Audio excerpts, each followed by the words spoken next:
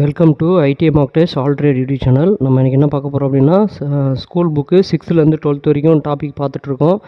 அந்த சீரீஸில் இன்றைக்கி பார்க்குறது வந்து 6th ஸ்டாண்டர்டில் செகண்ட் டேர்ம்லேருந்து இந்திய அரசியலமைப்பு சட்டம். டாபிக் வந்து இந்திய அரசியலமைப்பு சட்டம் அப்படின்ற டாபிக் பார்க்குறோம். இதிலேருந்து ஒரு 32 கொஷின்ஸ் சிங்கிள் லீனியர் கொஷினாக பார்க்க போகிறோம். அதுக்கு முன்னாடி நம்ம சேனல் புதுசாக வந்திங்கன்னா மறக்காமல் நம்ம சேனலை சப்ஸ்கிரைப் பண்ணிங்க. ஸ்கூல் புக்கு படிக்கிறது ரொம்ப சிரமப்படுறீங்களா? உங்களுக்கு கஷ்டம் போக்குறதுக்கு தான் இந்த சேனல்.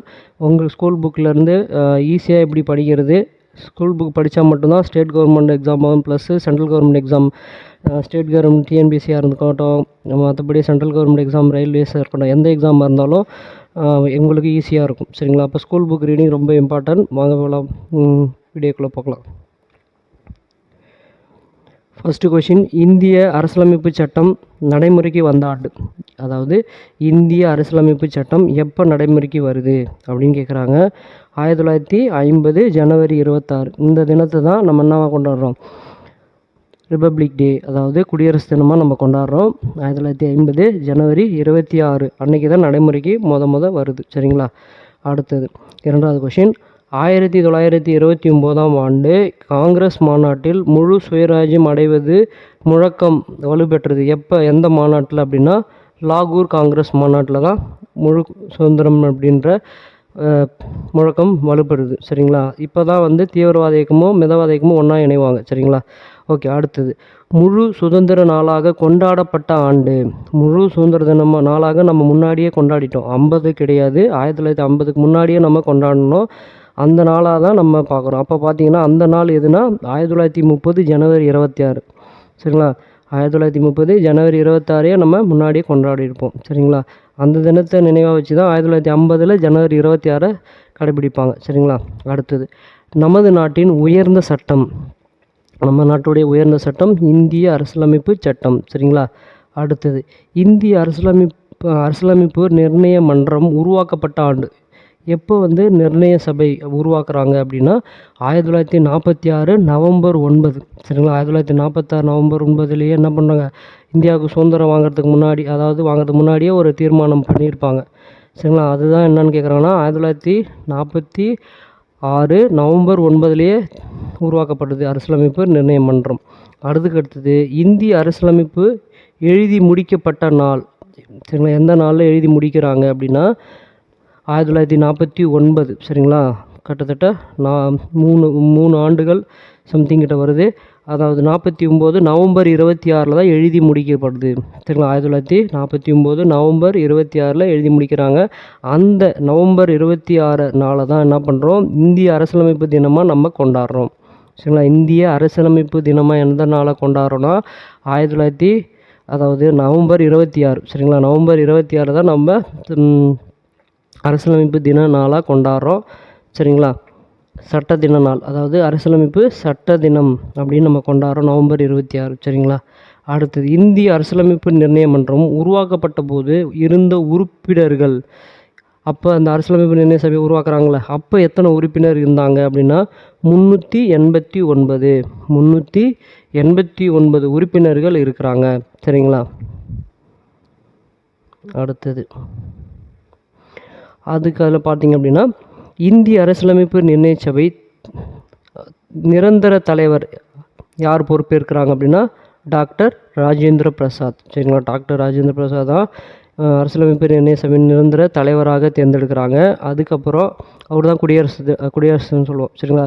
குடியரசுத் தலைவர். சரிங்களா? இந்தியாவின் முதல் குடியரசுத் தலைவர் டாக்டர் ராஜேந்திர பிரசாத். அவர் தான் வந்து நிர்ணய சபையினுடைய தலைவர். அடுத்தது, அரசியல் நிர்ணய சபையின் தலைவர்களில் தற்காலிக தலைவராக யாரை போடுறாங்க அப்படின்னா சச்சிதானந்த சின்ஹா. சரிங்களா? எஸ்கே சின்ஹான்னு சொல்லுவாங்க. அவர் தான் சச்சிதானந்த சின்ஹா தான் தற்காலிக தலைவராக வராரு. அது மட்டும் இல்லாமல் அரசியலமைப்பு நிர்ணய சபையில் இருந்த உறுப்பினர்கள் எத்தனை பேர், அதுவும் பெண் உறுப்பினர்கள் கேட்குறாங்க. மொத்தம் 389ன்னு தெரியும். அதில் பெண் உறுப்பினர்கள் எத்தனை பேர் அப்படின்னா 15 பெண் உறுப்பினர்கள். இது முக்கியமான கொஷினாக போச்சுங்க. இது ஒரு முக்கியமானது. அடுத்தது, அரசியலமைப்பு சட்ட வரைவுக்குழுவின் தலைவர். இது அடிக்கடி கேட்டுக்கிட்டே இருப்பாங்க இந்த கொஷின். அரசியலமைப்பு வரைவுக்குழுவின் தலைவர் அம்பேத்கர் அவர்கள் தான் வரைவுக்குழுவுக்கு தலைவராக இருப்பாங்க. வரைவுக்குழுவின் மொத்த உறுப்பினர்கள் எத்தனை பேர் இருந்தாங்க அப்படின்னா 8 பேர். சரிங்களா? 8 பேர் கொண்ட உறுப்பினர் குழு. அதே மாதிரியே தற்காலிக தலைவரும் பார்த்துங்க. இந்த 9, 10, 11, 12 இது எல்லாமே ரிப்பீட்டடாக கொஷின் வரும். அடுத்து வரைவு குழுவின் ஆலோசகர் யார்? 14. வரைவு குழுவினுடைய ஆலோசகராக யார் இருக்காங்கன்னா PN ராவ். சரிங்களா, PN ராவ் இருக்கார். சரிங்களா. அரசியலமைப்பு வரைவு குழுவின் முதல் கூட்டம் நடைபெற்ற ஆண்டு. அரசியலமைப்புடைய குழுவின் ஆலோசகராக PN ராவ் இருக்காங்க. அரசியலமைப்பு வரைவு குழுவினுடைய முதல் கூட்டம் எங்கே நடைபெற்றது, எந்த ஆண்டு அப்படின்னா 1946 டிசம்பர் 9 முதல் கூட்டம் போடுறாங்க. போட்டு என்னென்ன தீர்மானத்தை கொண்டு வரலாம் அப்படின்ட்டு எடுக்கிறாங்க. சரிங்களா.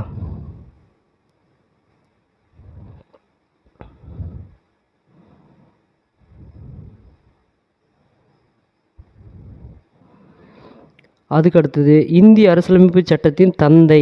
இது ரிப்பீட்டட் கொஷின்ஸ். இந்திய அரசியலமைப்பு சட்டத்தினுடைய தந்தை யார்? அம்பேத்கர் அவர்களை சொல்லுவாங்க. அடுத்தது England, America, Russia, France, Switzerland உட்பட எத்தனை நாடுகளிலிருந்து அரசியலமைப்பு சட்டம் வாசித்து அரசியலமைப்பு சட்டம் உருவாக்கப்பட்டது அப்படின்னு கேட்குறாங்க. கிட்டத்தட்ட 60 நாடுகளிலிருந்து எடுக்கப்பட்டு அதிலிருந்து திருத்தம் கொண்டு வரப்பட்டு தான் நம்மளுடைய இந்திய அரசியலமைப்பு சட்டம் உருவாக்கப்பட்டது. சரிங்களா. 60 ஞாபகம் வச்சுங்க. 60 வயசு ரிட்டையர்மெண்ட் வயசு அப்படின்னு ஞாபகம் வச்சுங்க. ஓகே. அரசியலமைப்பு சட்டம் இறுதி செய்வதற்கு முன்னர் எத்தனை திருத்தங்கள் முன்வைக்கப்பட்டது? அதாவது இந்த அரசியலமைப்பு சட்டத்தை ஃபைனலைஸ் பண்ணுறதுக்கு முன்னாடி எத்தனை தடவை திருத்தம் பண்ணாங்க அப்படின்னா கிட்டத்தட்ட எத்தனை தீர்மானங்கள் பார்த்தீங்கன்னா எத்தனை திருத்தங்கள்? கிட்டத்தட்ட 2000 திருத்தங்கள் கொண்டு வந்தாங்க. சரிங்களா. திருத்தப்பட்டு சரி பண்ணது. அரசியலமைப்பு சட்டம் எழுதி முடிக்க எடுத்துக்கொள்ளப்பட்ட நாள் எத்தனை நாள் ஆச்சு? 2 ஆண்டுகள் 11 மாதம் 18 நாட்கள். சரிங்களா. 2 ஆண்டு 11 மாதம் 18 நாட்கள் ஞாபகம் வச்சுங்க.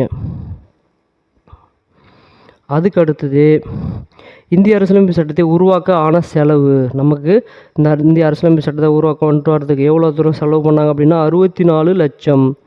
கிட்டத்தட்ட 64 லட்சம். 60 நாடுகள்லேருந்து எடுத்தாங்க. 2 ஆண்டுகள் 11 மாதம் 18 நாட்கள் ஆச்சு. கிட்டத்தட்ட 2000 திருத்தங்கள் கொண்டு வந்தாங்க. அதுக்கப்புறம் 64 லட்சம் செலவழிச்சிருக்காங்க. சரிங்களா. அடுத்தது அரசியலமைப்பு சட்டத்தின் முன்னுரை என்ன? அதாவது முன்னுரை, அரசியலமைப்பு சட்டத்துடைய முன்னுரை என்பது அதுதான் முகவுரை அப்படின்னு சொல்லுவோம். இந்த முகவுரை அமெரிக்காவுடைய அரசியலமைப்பு சட்டத்திட்டத்திலேருந்து கொண்டு வந்தாங்க. இதை யார் கொண்டு வராங்க அப்படின்னா ஜவஹர்லால் நேரு தான் கொண்டு வருவாங்க. சரிங்களா. ஜவஹர்லால் நேரு தான் முகவுரையை கொண்டு வருவாங்க. இது எந்த நாடுடைய இதிலேருந்து பின்பற்றுவாங்க அப்படின்னா அமெரிக்க நாடு. இந்த முகவுரைன்றது இந்திய அரசியலமைப்புடைய ஒரு பகுதி தான் அப்படின்னு சொல்லி சில கேஸ்லாம் போட்டிருப்பாங்க, பார்த்துருப்பீங்க. சரிங்களா. அது மேலும் படிக்க நீங்கள் தெரிஞ்சுக்கலாம். அடுத்தது ஒரு நாட்டின் உச்ச நிலை அதிகாரம். ஒரு நாட்டினுடைய உச்சநிலை அதிகாரம் இறையாண்மை அப்படின்னு சொல்கிறாங்க. சரிங்களா. இறையாண்மை அதாவது ஒரு நாட்டுடைய இறையாண்மையில் மற்ற நாடு போய் தேவையில்லாமல் தலையிடக்கூடாது. அவங்களுடைய இறையாண்மை தான் அவங்க கரெக்டாக ஃபாலோ பண்ணுவாங்க. அதை நம்ம மதிப்பு கொடுக்கணும். சரிங்களா. அடுத்தது இந்திய குடிமக்களின் வாக்குரிமைக்கான வயது. எத்தனை வயசு இருந்தால் ஓட்டு போடலாம்? 18 வயது. சரிங்களா. 18 வயது. அடிப்படை கடமைகள் மொத்தம் எத்தனை? 11 அடிப்படை கடமைகள் இருக்குது. ஞாபகம் வச்சுங்க. அடிப்படை கடமைகள் 11.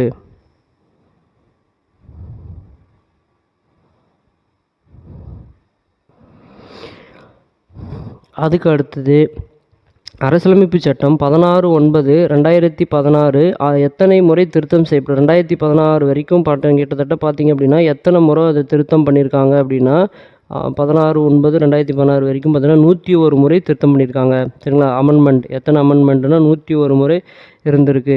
சரிங்களா. 101. அடுத்தது இந்திய அரசியலமைப்பு உண்மை பிரதி இந்தி ஆங்கிலம் நாடாளுமன்ற நூலகத்தின் எந்த வாயு நிரப்பப்பட்ட சரிங்களா எந்த வாயு நிரப்பப்பட்ட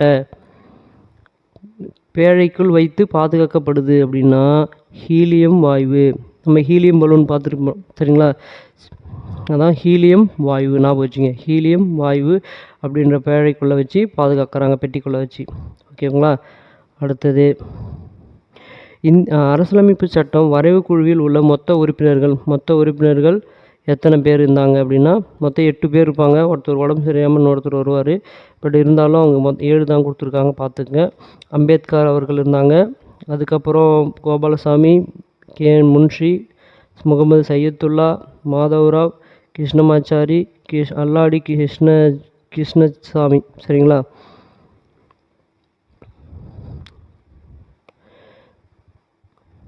BR Ambedkar, Gopalsamy, KN Munshi, Syed Mohammed Sadullah, மாதவ்ரா, TG Krishnamachari, அல்லாடி கிருஷ்ணசாமி. சரிங்களா, இத்தனை பேர் சட்டவாரியக்குழுவில் உறுப்பினர்கள் இருந்தாங்க. ராஜேந்திர பிரசாத். சரிங்களா, 8வது ராஜேந்திர பிரசாத் இருப்பாங்க, நான் வச்சுங்க. அடுத்தது அடிப்படை உரிமைகள்.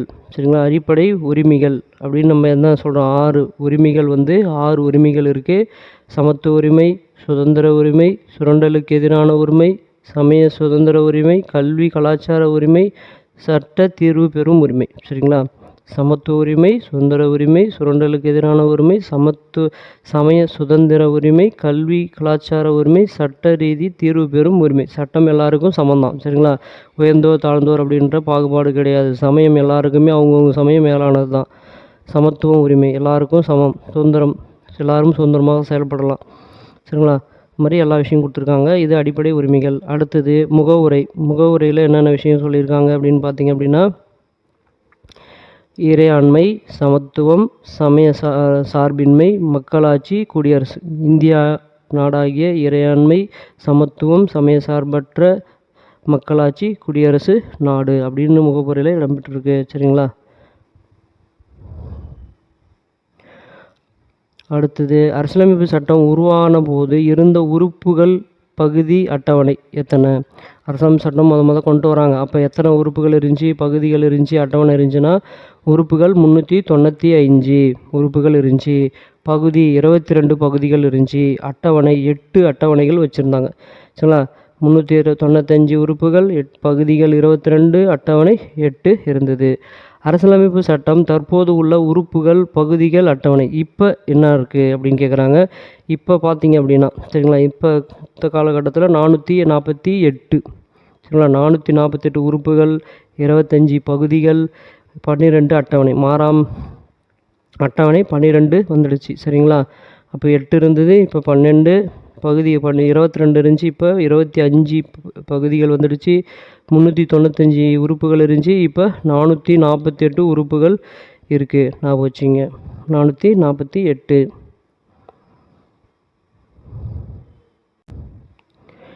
அடுத்தது அரசியலமைப்பு சட்டம் உருவாக்குவதில் இருந்த சிலர். யாரெல்லாம் அதில் இருந்தாங்க, அதில் முக்கியமாக அங்கம் வச்சாங்க அப்படின்னா, ஜவஹர்லால் நேரு, ஏன்னா முகவுரையில் அவர் தான் இது பண்ணியிருப்பார். சர்தார் வல்லபாய் பட்டேல் இருந்திருப்பாங்க. சரிங்களா, மௌலானா அபுல் கலாம் ஆசாத், அதுக்கப்புறம் மௌலானா ஆசாத். அடுத்தது ராதாகிருஷ்ணன். சரிங்களா, ராதாகிருஷ்ணன், விஜயலட்சுமி பண்டிட், இவங்க ஒரு லேடிஸு. அதுக்கப்புறம் சரோஜினி நாயுடு ஒரு லேடிஸ், 2 லேடிஸ் இருந்திருக்காங்க. முக்கியமான பங்கு வகிச்சவங்க இவங்களாம். சரிங்களா, ஜவஹர்லால் நேரு, சர்தார் வல்லபாய் பட்டேல், மௌலானா அபுல் கலாம் ஆசாத், மௌலானா ஆசாத், ராதாகிருஷ்ணன், விஜயலட்சுமி பண்டிட், சரோஜினி நாயுடு. சரிங்களா, மொத்தம் 6 பேர்கிட்ட இருந்திருக்காங்க முக்கியமாக. சரிங்களா, முக்கிய அங்கம் வச்சுருக்காங்க. ஓகே ஃப்ரெண்ட்ஸ், நம்ம சேனலில் இந்த வீடியோவுடைய முடிவில் டிஸ்கிரிப்ஷனில் பார்த்தீங்க அப்படின்னா இதுக்கு முன்னாடி நடந்த ஸ்கூல் புக்ஸ், இதுக்கு முன்னாடி முடித்த ஸ்கூல் புக்ஸ் எல்லாமே டிஸ்கிரிப்ஷனில் கொடுத்துருக்கேன், பார்த்து பயன்பெறுங்க.